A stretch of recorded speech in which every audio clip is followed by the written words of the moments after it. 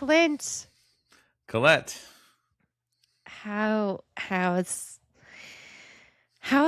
things? What's life like these days for you? In the micro, I'm a little tired because the time changed. The worst. Today. We should the just first all get a one. day off on the day after the time change, in my opinion. I had that conversation with my wife when we woke up this morning. Like, let's just not do it. Let's just let's just stay in bed. Just the kids will stay asleep. Why start the day? But we persevered.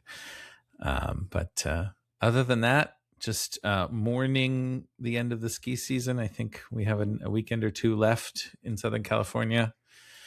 And then praising the beginning of the sailing season.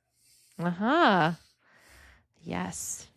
Are you going to do, because aren't you certified for a certain level? Are you going to do any Very more? low level, ASA 104, I think it's called. I can take a boat within mostly sight of land overnight and stuff like that. But I need to do my bareboat certification. That's where I can take it out for multiple days. But yes, I'm leaning into learning to sail as a hobby. That's awesome. Year.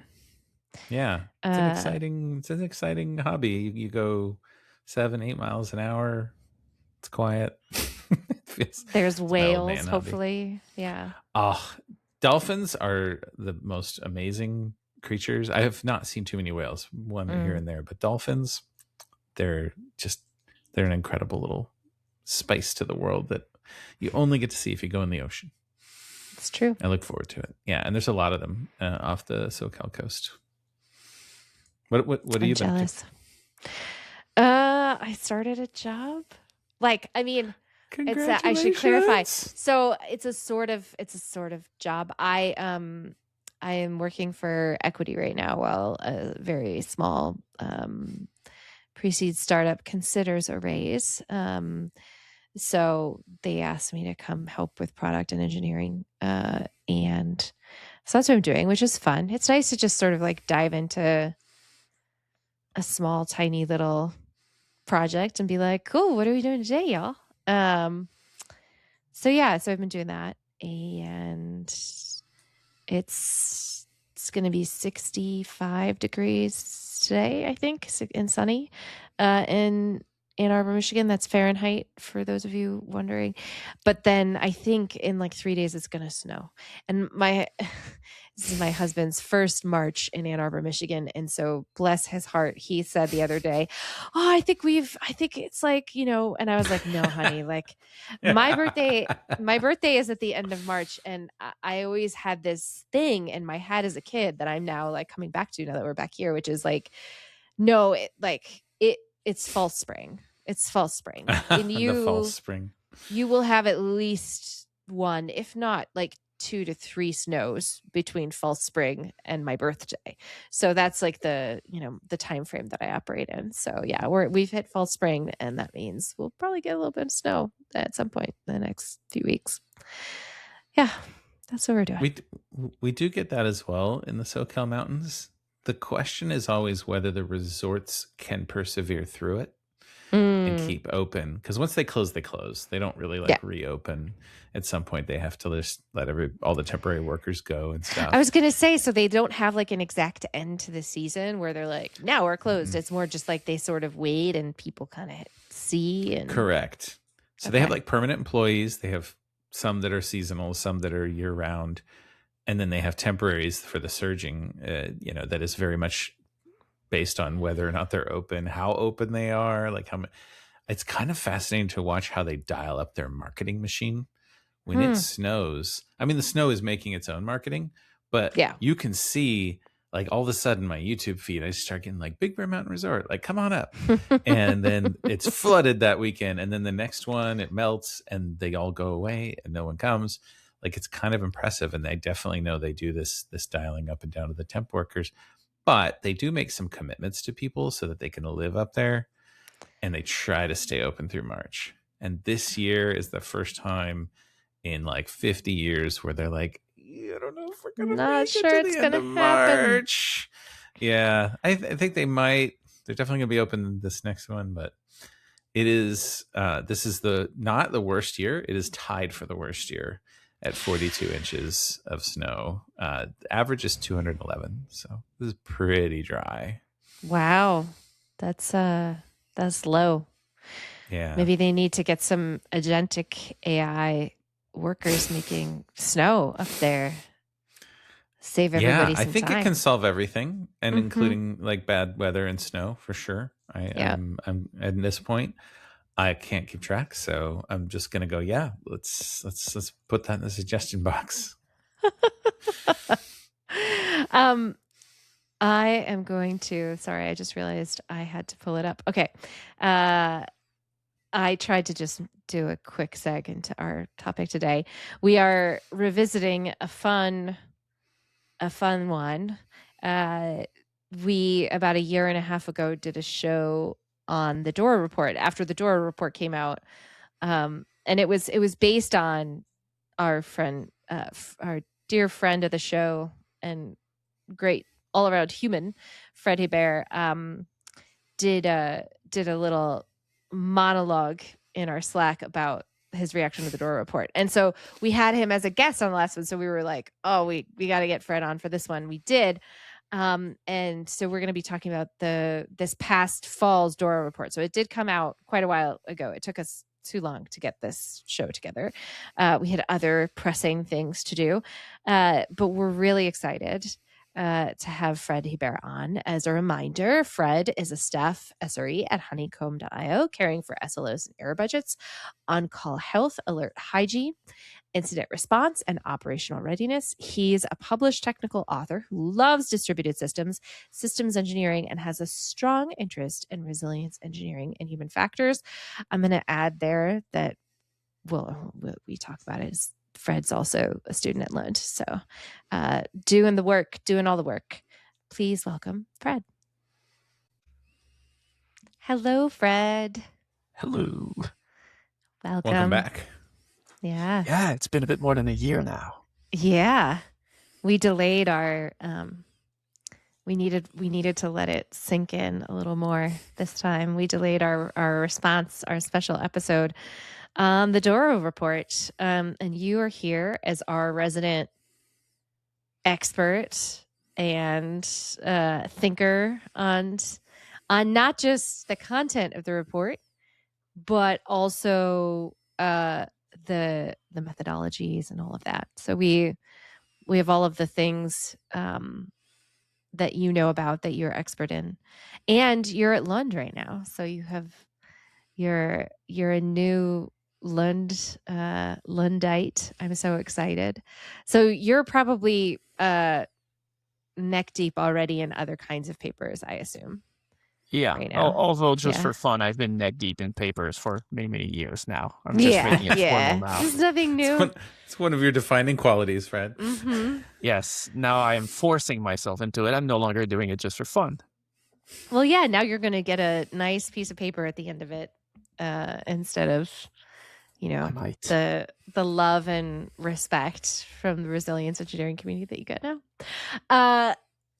Cool. So we figured we would talk about this year's DORA report. What are the headlines for you, Fred, that came out of this one? It stopped being the DORA report. It's still called the DORA report, but it's now the state of AI-assisted software development. Like, the biggest pivot is on the title, on the front page of it. And everything sort of goes from there on. Like, the entire thing, every year DARA tweaks the model, they change a bit, they re-explain their methodology. But the 2025 report was very much like, now it's AI-assisted development, that's a big focus. And there are some distinct, I think, tonal changes about what that implies. So, and I'm trying to remember, I feel like last year, they were like a little down on AI. Like, they had some AI stuff in there. It was like almost added on, not after the fact, but it was sort of separate from some of the more traditional DORA e-metrics. And it was like, look, AI is not necessarily making anybody's lives easier right now. that has shifted. Yeah, right? They had a few contradictions in there. Like the more you use AI, it didn't result in people doing more useful, important work. The concept of toil, quote unquote, was still high back then. There were things they noticed, like decrease of reliability. In some cases, there were plenty of small issues like that where you go, oh, that's funny. That's not what we expect. And there were no clear explanations. And some of them in the complaints I remember having were about like, that's a weird explanation you chose for that phenomenon. Some of them being like, well, the benefits are just lagging behind. If you wait, it's going to be good, we swear. I was like, that's not what your model says. Their model can't say anything about that. That's an interpretation. This year, most of these are resolved, but not all of them. Like many of them changed with the methods, the way people were working with AI and whatnot. There is still a significant decrease in the stability of the software releases coming from AI, whereas a few of the other parts have more or less stabilized and people are feeling more comfortable with it, according to the model predictions. So with AI in software development, what do they mean by using AI in software development? There's a bit that's interesting to dig into that requires understanding their model. They have this directed acyclic graph of what goes into software development in terms of environments, in terms of services, in terms of processes and practices. And this year they've made like a full bucket called AI adoption. And AI adoption is something that all the practices influence. And all the practices also influence the outcome that are at the individual, team, software, product, and organizational level. But AI adoption is a bubble of three things, like do you trust the AI? Do you use AI by default? And do you rely on it? And then that AI bubble also impacts all the things. Like it is given at the model level as much or more influence to the entire environment you operate on, because it is impacting all the practices and all the outcome. But like the environments or the services you run out only influence a few of them. The processes and the practices you have in their graph can influence the product, which can influence the organization, but only AI adoption is able to influence all the outcomes at the same time. There's also a little interesting thing in here where the DORA folks consider that AI adoption, reflexive use, and reliance, these three elements of AI adoption, they're in a positive feedback loop. They help each other.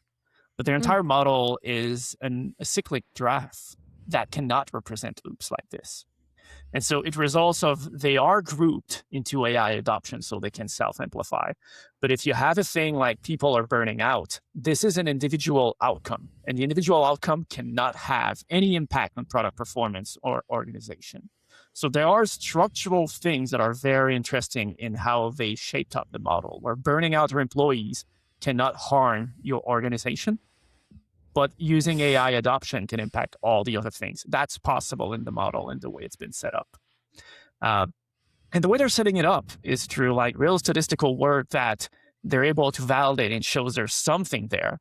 But the biggest digression or challenge a lot of people have with DORA is going to be through either the methodology, which I'm not complaining about, or how do they come up with a model? Because that part is not necessarily explained of what's the rationale behind structuring it specifically that way.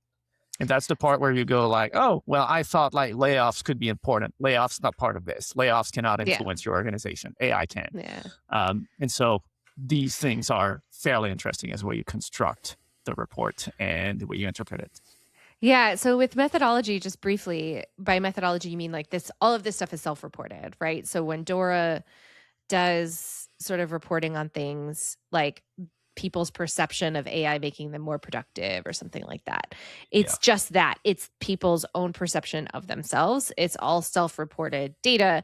It's not data that is like grounded necessarily in, right? Is that true? Right. Or they're also gathering self-reported values for themselves, but also their organizations.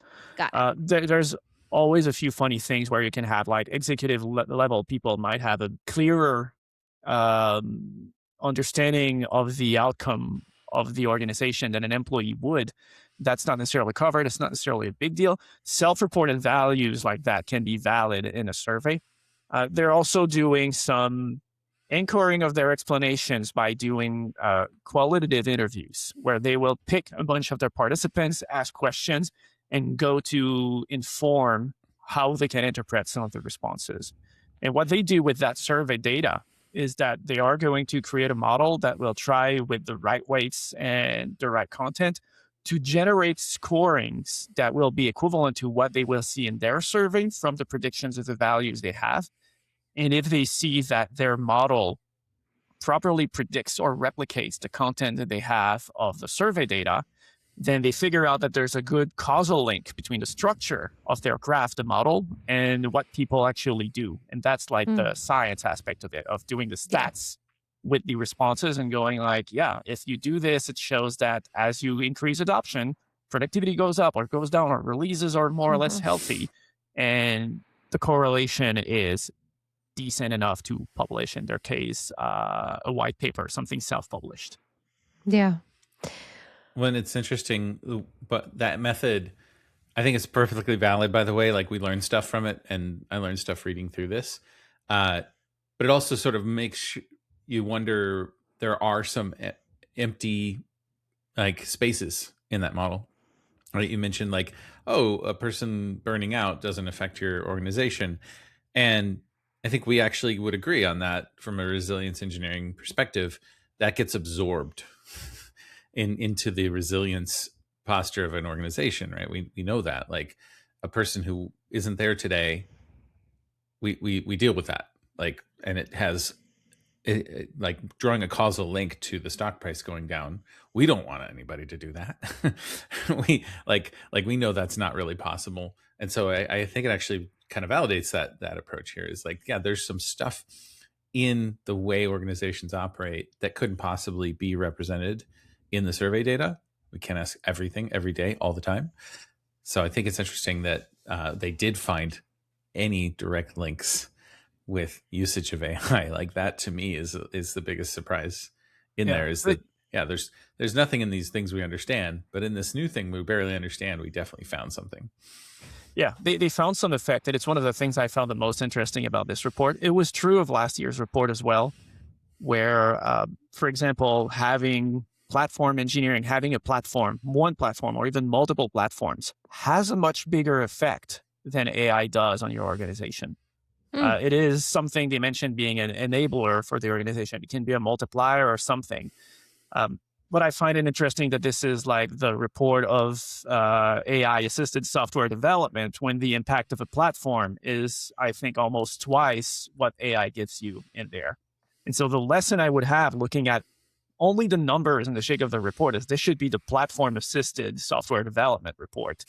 Because the impact is much better. It is more positive. It has fewer negatives put out there.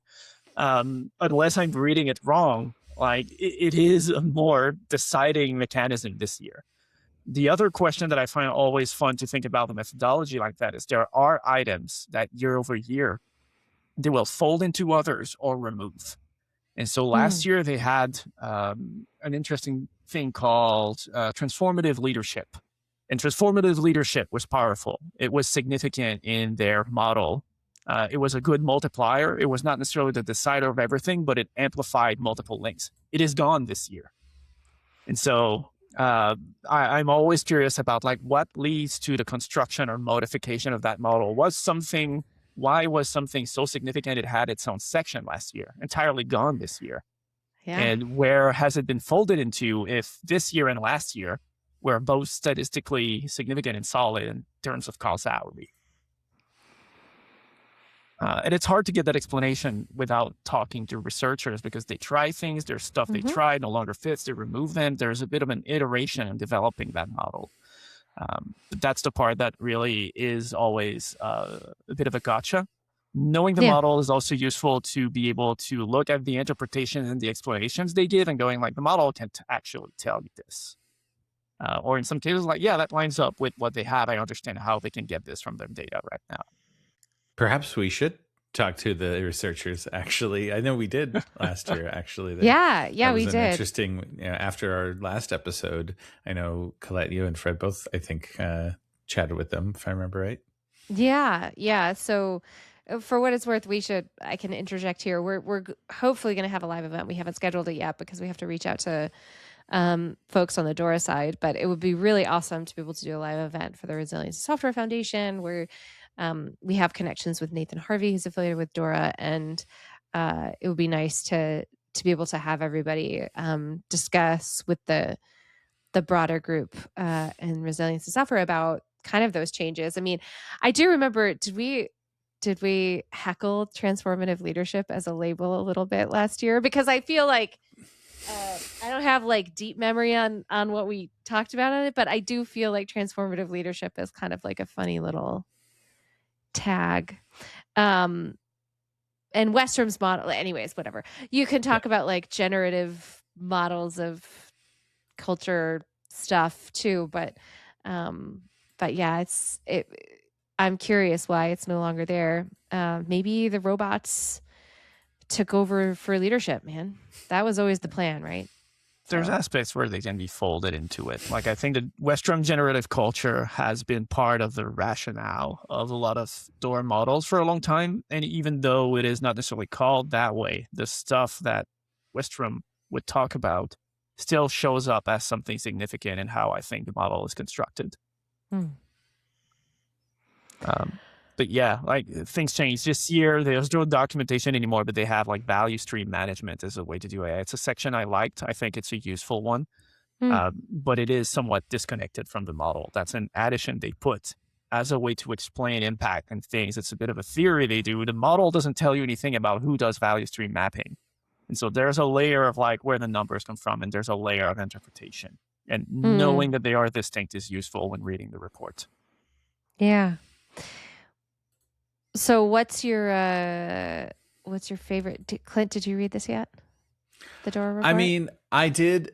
I'll be honest, the value stream mapping is where it kind of lost me. And maybe that's why, because it wasn't clear. Like, I don't know if I do value stream mapping sometimes. And it started to get very abstract and businessy and not very helpful. Like, I actually found a lot of the AI stuff really helpful. Like, and adding a lot of context. I personally have had this sort of like deconstruction going on in the last 2 months of like, I thought the bubble was like 99% BS and 1% useful. And now I'm like, no, it's actually, there's a lot of really good stuff in here. Like, there's negatives for sure. And this is kind of in line with the thinking I had come to. I didn't read this when it came out, actually, and I read it about a week ago when we decided to do this. And I was like sitting at the SoCal Linux Expo last week and chatting with people who I trust. I mean, these are sysadmin-y type folks, and I trust them to be like, no, it's all BS. It's no good. And instead, they're like, look, I just hit 100% test coverage on distro tests, and now every package that gets landed in my sub distro like runs 1,000 more tests, and we catch things on create. I'm like, I wanted to do that back when I worked on Ubuntu, and we couldn't get the funding for it because that's like low priority, medium value work. Yeah. And I see that in this report. I see that people are finding that, people aren't doing the core of their product yet, but I find interesting, and I wonder how far we are from the connecting tissue of platform assisted development and AI assisted development. Like, are the platforms going to get better now because they get to do all the easy stuff more? Because that's one thing I think I'm starting to wonder about and reading in this. And I feel like DORA is getting there, like, and everybody else is getting there, that like, oh, okay, I can let it run and do some things to make the people's lives better. So I think that's in here. I also wonder if it will allow us to second guess our assumptions about what the value is of those things that we've always chalked up to being like, oh, this is too toilsome or too whatever and low value enough to do. And now it's like, now that it's not as toilsome, people are like, cool, we can press the button on that or do it in an hour or whatever. And then it suddenly has this value or this like ripple effect value beyond just your assumptions about its value that you didn't anticipate. Suddenly understanding that we don't know. We don't know how valuable some things can be over time. Or the opposite, how much they can mess us up over time. Yeah, like ultimately Lorne's law is undefeated as far as I know. Yeah. So we haven't done a lot of these mitigations that we imagine, right? I think if you've ever been in charge of a production system, you've been like, well, if we had 100%, end-to-end synthetic test coverage in production, sure, but no one's going to take the time to do that. And now I'm like, I actually think we are going to do that now. This is one of But the what's going to places where come I of feel- that? Yeah. This is one of the places where I feel like resilience engineering has interesting opinions to offer in how that's going to roll out. Like the idea of the law of stretch systems, where every time there's a new gain in the pacing of what you can do, it is going to get leveraged and used. And this is one of the things that assumes, I think, feedback loops that connect into each other and not just unidirectional graph, where it is possible in my mind that right now we're using it for these lower value tasks, lower value to the organization, but higher value to the engineers themselves. And the slack that might be created or the new bandwidth that is afforded is leverage for these things I thought would be important, but not as urgent or not as important to the organization. I don't know if it is safe to believe that this will keep being the way it goes, where the moment people go like, oh, you have all the time to do these low priority tasks, how about we shift you to these other high priority tasks and we just make them move faster next? And the pacing and the transformation is something that will lag a bit behind once the organization itself as an intelligent entity realizes like, oh, we have capacity that we're not using the way we could be using it. And in the same way that over time, there's a tendency to, erode safety barriers because they slow you down. Like the work that right now engineers can do is like, ooh, I have more capacity to deal with these things I never had the time to deal before. I wouldn't bet on this not being recuperated by the organization as full oriented into the org priorities, for example. Yeah, there is. It's like, are you going to ship 100% test coverage, or are you going to ship 80 other features that, Right, because the sort of trade-offs that we were doing as organizations already was going, we believe that there is value in doing this a bit faster and accepting some amount of risk and dealing with it. Like we already thought it was better to ship fast and to ship with full tests. Now there's an opportunity to ship with all your tests as fast as you were. What if you also eroded your tests and just shipped a lot faster? Because in a dynamic ecosystem, going fast is an advantage. And if we were already making the decision to and the O-rings faster, always why came do back we stop degraded. now? Yeah, the O-rings always came back degraded and nothing bad happened. Like, why would we care now? Right. Like it's only when it breaks that you go like, ooh, we drove it too far or too fast or too strong or too hard. And so I assume that, we have found new capacity and bandwidth. We haven't fully realized what it is, but the pressures in place that already led to a trade-off are still in place and already leading to a trade-off. And in many organizations right now, the pressures come before the benefits are there. It's like, I'm hearing about all these organizations going a lot faster now. I want you to use AI so we also can go a lot faster. And if the benefits are not there, then you're going to trade off harder to go faster to make up on the new objectives that's been given.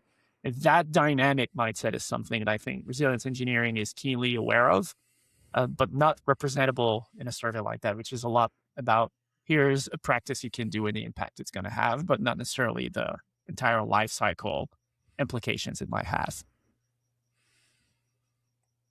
Yeah, the forward is interesting. It uses the driving analogy you're using as well, I think in a really interesting way. I think it's by Gene Kim. And it resonated with me. It's like, of course, that weird, they call it the DORA 2024 anomaly, which we should talk about that. But the fact that it didn't look good in the first time they looked at it, they're chalking that up to, well, this is the first time we ever tried to drive a car, basically. Like, we've always been at walking speed, and so of course we crashed it. And like, now we're in the phase of like student drivers, I guess, where there are some people who've navigated this before and they are figuring out, but eventually we expect it to become the LA freeway again, right? Which is, we add a lane, it immediately fills with value stream management and not necessarily with the things that we would do as a platform team. It's going to become, oh, look, you can now do 7 things at once. Before you can only do 1. And we need you to do that because we have to stay competitive in the marketplace. Yeah, I don't have a disagreement to put with that. I'm also just like, am I the only one who finds this? I mean, maybe it must be like almost dizzying to be on the receiving end of that, and to also be on the like productivity end of that. So like, to be on the receiving end of like, go faster, go faster, go faster, go faster. Yeah. But also to watch the fast happening. Like, how does that impact an engineer cognitively? Like, how do they, I mean, burnout is almost not the right word for it. It's overload, right? There's overwork is maybe a bit better in there. There's a lot of demand. It is exhausting to do work by changing context all the time for many people. Overwork is probably an interesting one of like, we're just giving you more responsibility, more pacing, more context switching. There's an enabler at some point in there. And there's a difference between what the tools can do for you in terms of, here, I can use it as a way that can help me scaffold my learning. I can use it as a way that expands my thinking in terms of like things that would take me a lot of time to check or to second guess myself or to play devil's advocate with myself. I can now do easily with this. And those are things that I don't know, I believe could give me a better qualitative results. But my experience has been almost unilaterally, the thing is, go faster, idiot. Not idiot like that. It's just like, why are you spending so much time not going faster? You should be going faster. That thing goes fast. It generates code as fast. And then the discussion goes into like, you know what, code reviews are taking kind of a bit of time. What if we also gave code reviews to the AI? And that's a bit of what is mentioned in value stream management in there. But it hints at the deeper levels, like, yeah, you remove the bottleneck. There might be another one behind it. Like, you need to sort of look into what goes into your system to remove the right bottlenecks. Otherwise, you're just applying AI to a bunch of stuff, and you don't know if it's going to have a systemic impact on what you're doing.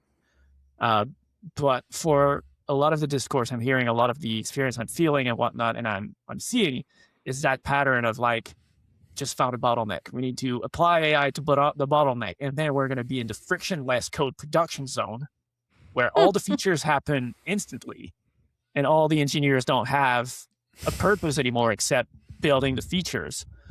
And then you do that, it's like, oh, practically, like, there's all these edge cases and the things that don't necessarily work as advertised. They're going to like, yeah, the models are going to get better. And then the models get better and you fix them and then you find another bottleneck.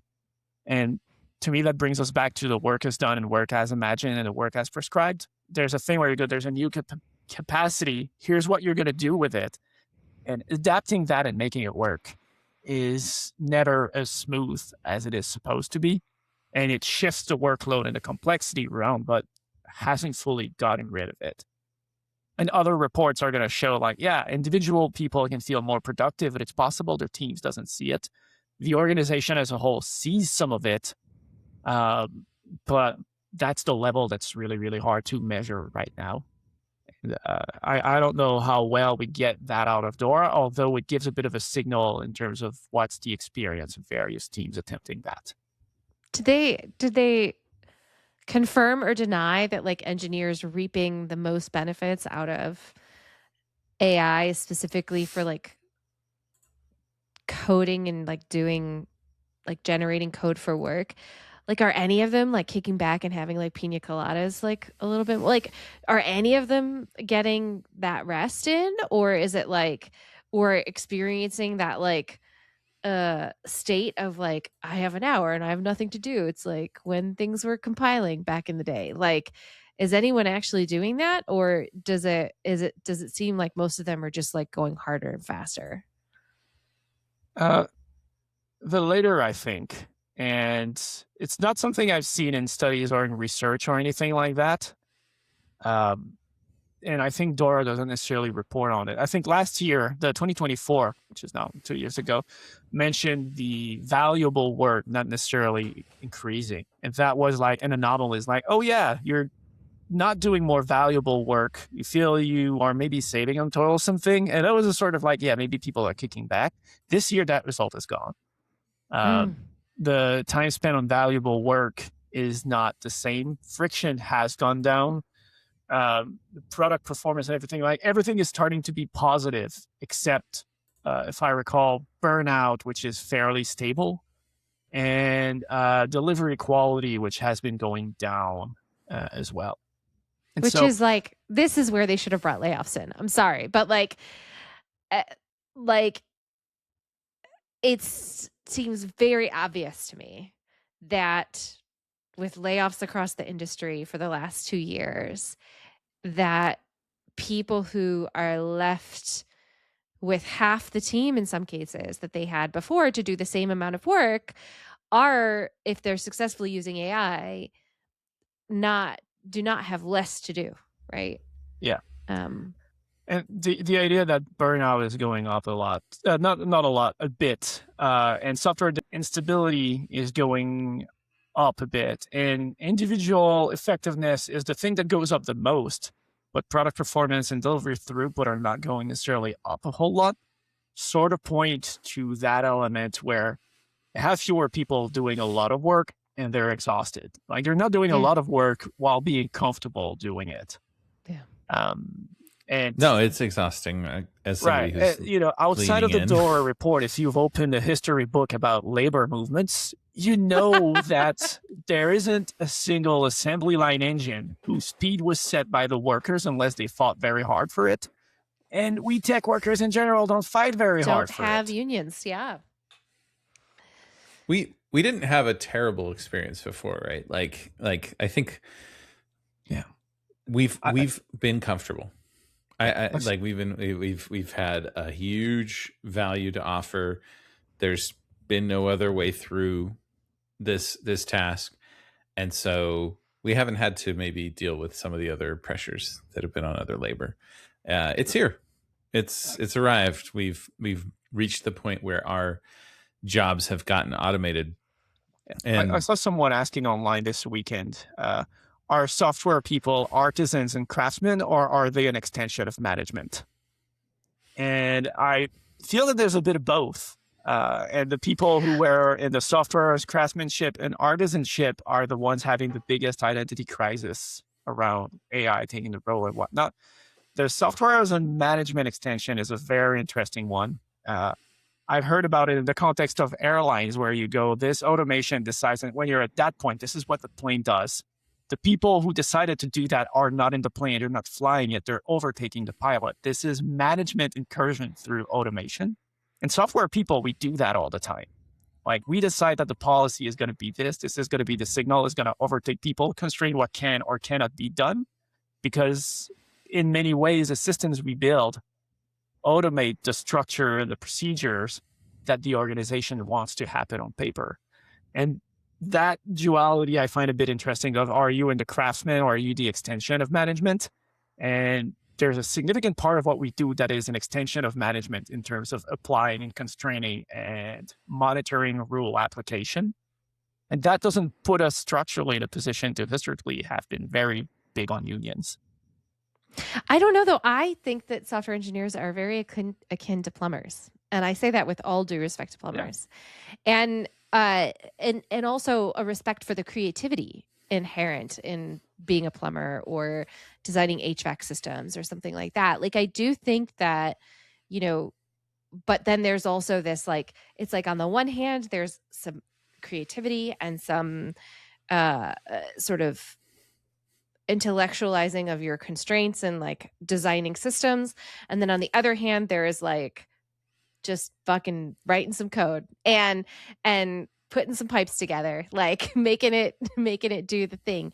And I think that those things are combined in different ways in engineering, software engineering, but I view it as very much the same in terms of like a practical career that's sort of grounded in a practical generation of code, but has this creative element to it. I have yet to see that change with AI. It makes the making of the code better, right?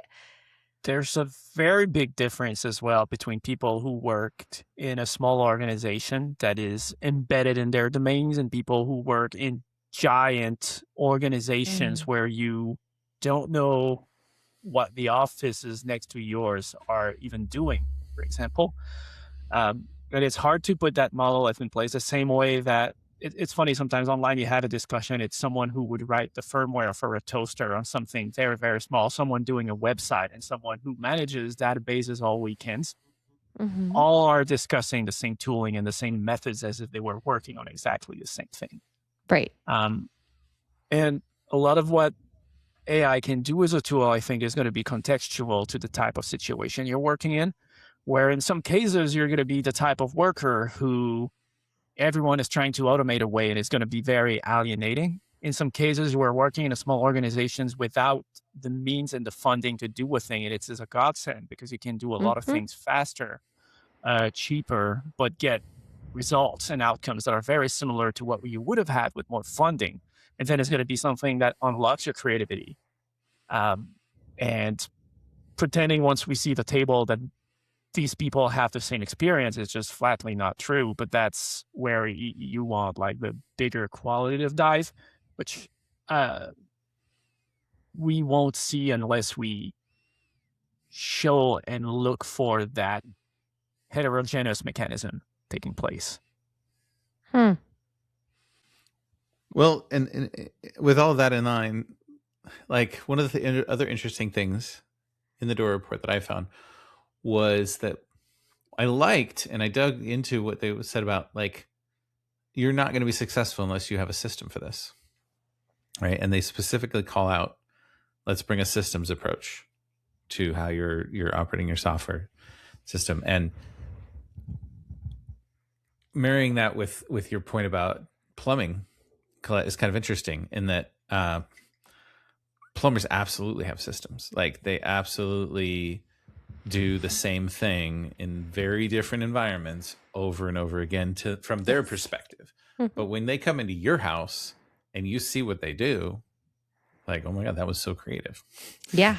Like, right? Like they just got that done. They got that pipe through. They only had to kind of hold this, this big in the wall.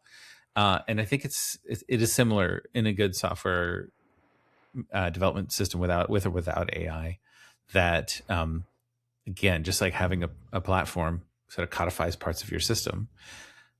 What we will always benefit from is being able to observe that system and being able to adjust it, being able to pick it up. And one thing I've noticed is people who are adopting, and I don't see that in this report, is that the new work in the ironies of automation speak seems to be heavy on, like, it starts with, I'm going to babysit the agent, but then it moves on to like, I just need to know what it did.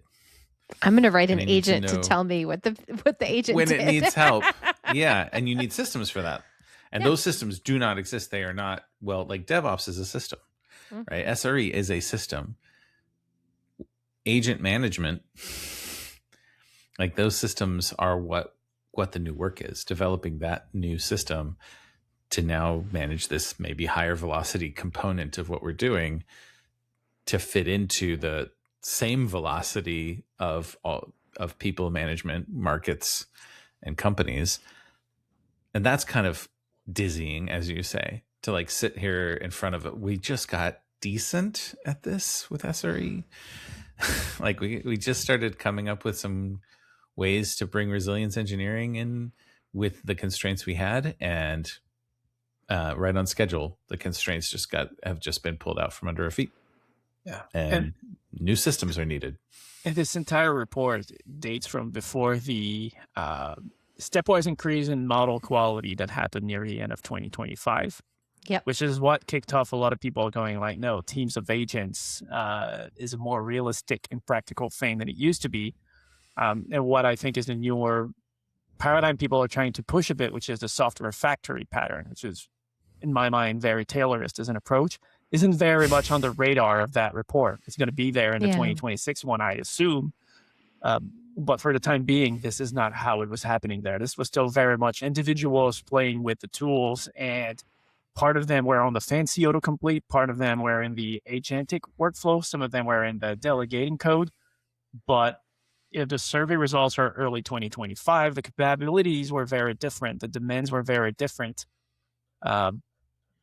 I would be interested to see what DORA would do year after year, reapplying the model of the past year, but the model changes every year. And so we don't necessarily get that longitudinal explanation of here's what it looked with last year's model and here's why we needed to adapt it this year. Yeah. I really hope they bring back page 29 specifically. I've looked at this graph a whole bunch of times. It's the frequency of use table where you have like never versus all the way up to hourly. And then you just have a few things. There's predictive text, for example, code completions, chat AI assisted conversations for coding tasks, collaborative using AI to make broad coordinated changes, and then agent mode, AI autonomously operating.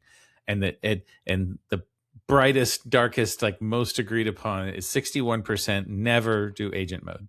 That is not going to be true. If they bring back this analysis, I can tell you that's not true. Next year this survey is in place because they do bring back the survey responses like that. It's the predictions that change year over year with the parameters they have.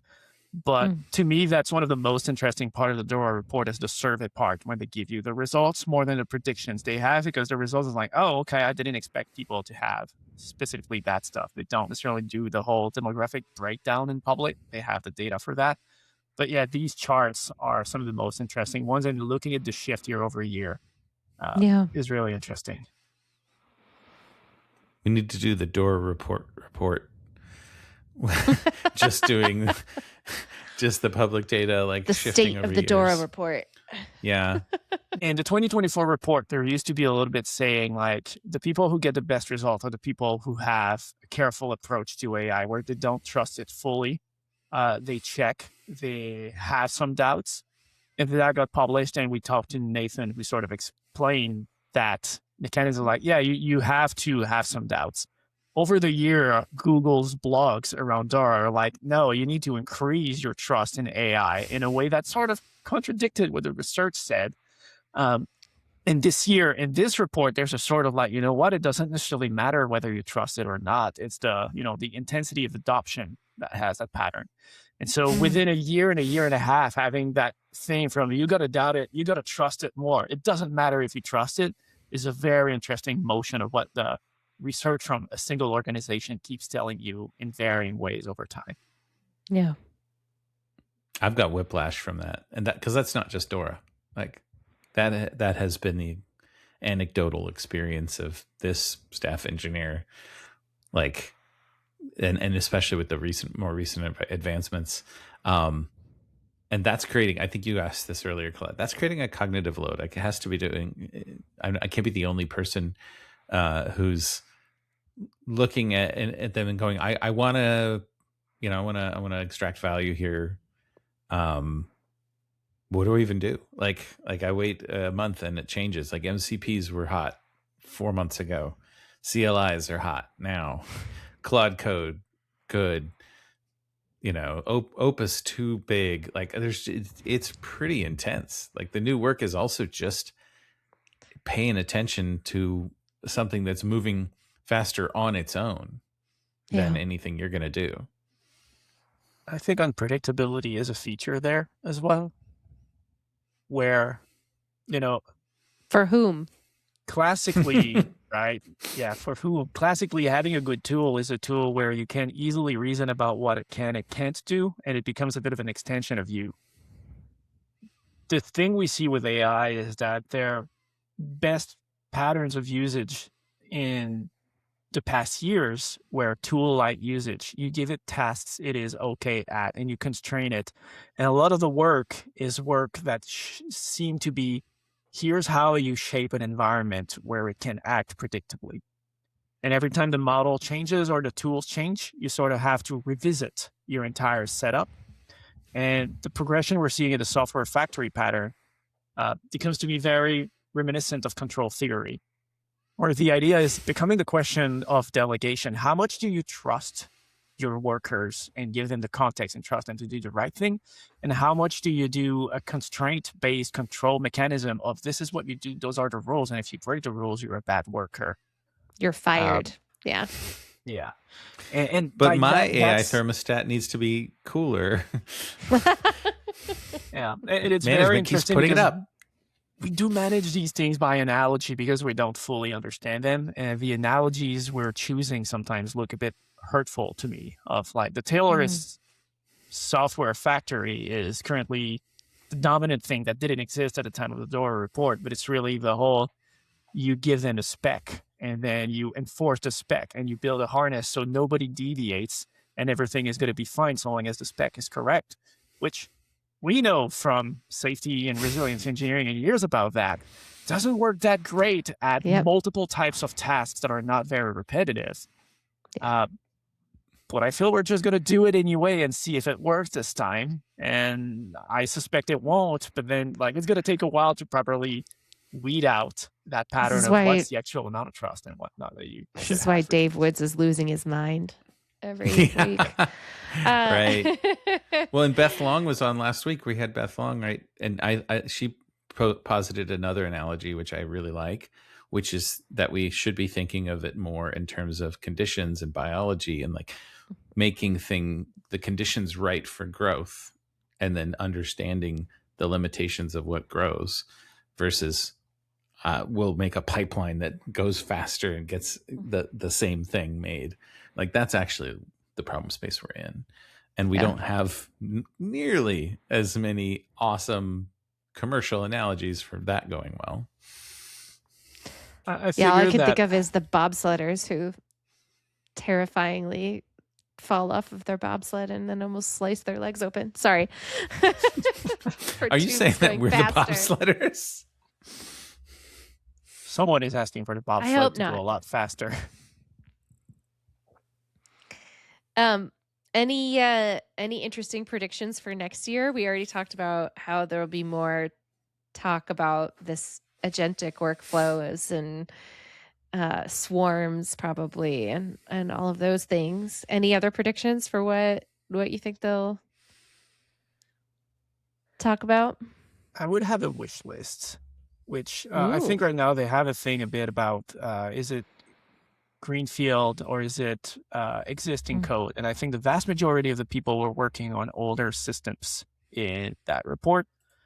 I have a strong suspicion that there's a very big temporal element to these things where if you're working on platform code that everybody depends on and there's 20 years of history, it is not really possible to go a lot faster and change behavior of the system without impacting everyone who depends on it.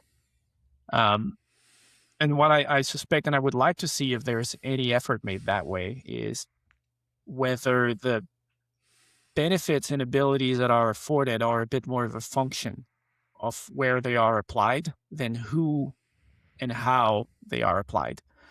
I'm seeking and suspecting there's a strong structural component to the elements we have. The experience I've seen at work in way smaller organizations, but also from reports from peers, is that the people who greenfield that stuff go fast, have no constraints, and the people who have existing stuff have to consider the existing stuff and keep it in line. And to me, that becomes a part of like, you're going to have a drastically different experience if you're doing it in a given code base and not in a different one, in a given product, in a different layer of your organization. And if that effect is real, but we don't look into that variation, is going to be still very stressful for everyone in a slow-moving component by structure to be like, how come you're not going as fast as the people who are 5 and have 0 code last month, but have like 100,000 lines this month? And I hate lines of code, but like that effect is real, I think, of seeing like small startups looking for funding, tooting their horn really, really hard about how great it is, and very little attention being paid to what is the landscape they operate in. Yeah. Because I think that's one of the biggest enablers that would be in there. And like the water to the fish, it's kind of invisible. Yeah, I'd love to see that split too. I've always felt that split as a socio-technical reality engineer who helps the greenfield things actually become real. We all know this, right? That once it exists, it has a whole new set of problems to solve, and maybe AI is going to help us solve those. I know it does for me every once in a while, but I'd love to see the data on that split. We didn't talk about this, but there's a section on the socio-cognitive impact of AI on professional developers. Yeah, And that was interesting because I think it's all external research that is not part of DORA. They went into external papers. It is independent. And that was weird because I think they didn't used to do that. But yeah.